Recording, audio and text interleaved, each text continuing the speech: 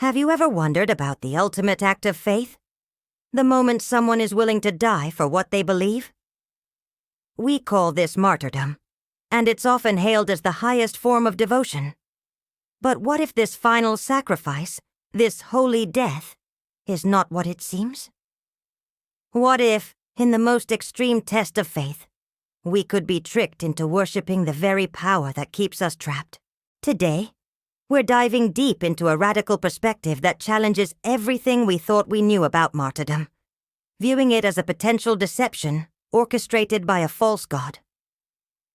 At its heart, the impulse to become a martyr seems pure, doesn't it? It's born from a deep, unshakable conviction, a desire to stand for ultimate truth, even when it costs you your life. When a person is persecuted, silenced, and left with no other option, their final act of defiance becomes a powerful testament. For many saints and mystics throughout history, death wasn't an end, but a glorious beginning, a final purification, a triumphant return of the soul to its divine home. It's humanity's last desperate cry for meaning in a world that has become unbearable. When all earthly hope is gone, the martyr offers their very life as proof that something greater exists. This impulse is noble, courageous, and deeply human. But within this purity lies a hidden and very dangerous trap. To understand this trap, we need to look through a Gnostic lens. In ancient Gnostic thought, the material world we live in was not created by a benevolent, all-loving God. Instead, it was crafted by a lesser flawed creator known as the Demiurge. This Demiurge is like the architect of a grand illusion, a prison for our souls. He thrives on our fear, our blind obedience, and our worship of earthly power structures that he presents as divine order. Now, here's the crucial part.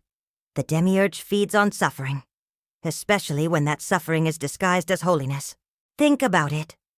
Whenever pain itself is seen as a sacred act, a path to God, this shadow architect grows stronger. The martyr's suffering, if it's seen as something God requires for salvation, risks becoming a grand offering, but not to the true, transcendent God of light. Instead, it becomes a sacrifice laid at the feet of the master of this material prison. The Demiurge loves a good show. And what's a better spectacle than a display of immense pain performed in the name of piety? He excels at confusing us, making us believe that enduring immense suffering is the same as achieving enlightenment, or that sacrificing our bodies is the only way to prove our loyalty. In this twisted view, martyrdom becomes a form of spiritual entrapment. The person suffering might believe they're earning divine approval, but they are missing the greater truth. Gnosticism teaches that real liberation isn't about the destruction of the body. It's about awakening the divine spark of knowledge, the gnosis, that lies dormant within each of us. This is the memory of our true origin, a home far beyond this world of suffering.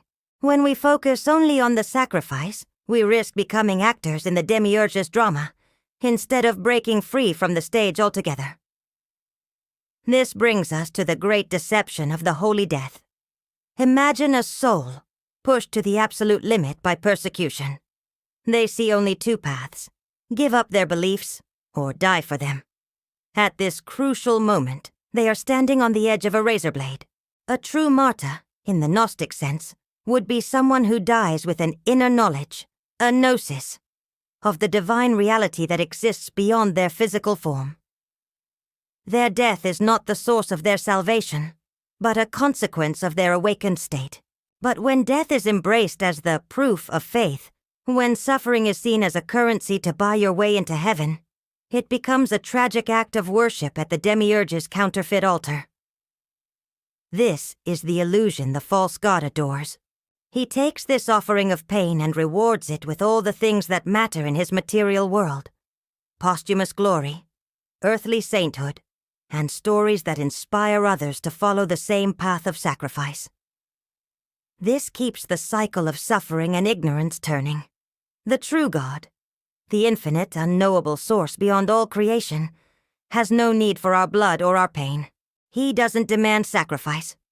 The only thing he asks for is our awakening. He doesn't want our annihilation. He wants our remembrance. He wants us to wake up to the divine light we already carry within. So, what is the true way to overcome suffering? According to the Gnostic path, it's not to seek death, but to see through the very illusions that create suffering in the first place. Every moment of pain, every trial we face, is not a demand for a sacrifice.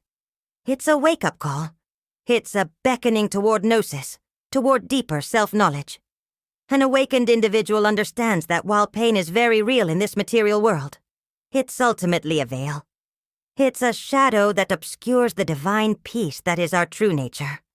Once this awakening is achieved, the whole idea of martyrdom becomes unnecessary.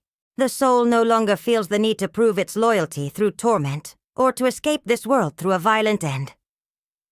Instead, it learns to exist in a state of inner stillness, unbothered by the Demiurge's grand theater of reward and punishment. It can live in the world, but not be a prisoner of it. From this perspective, martyrdom is the last resort of a soul that hasn't yet awakened. It's a final, desperate act that, if misunderstood, doesn't lead to liberation in the realm of light, but loops right back into the dominion of the false god.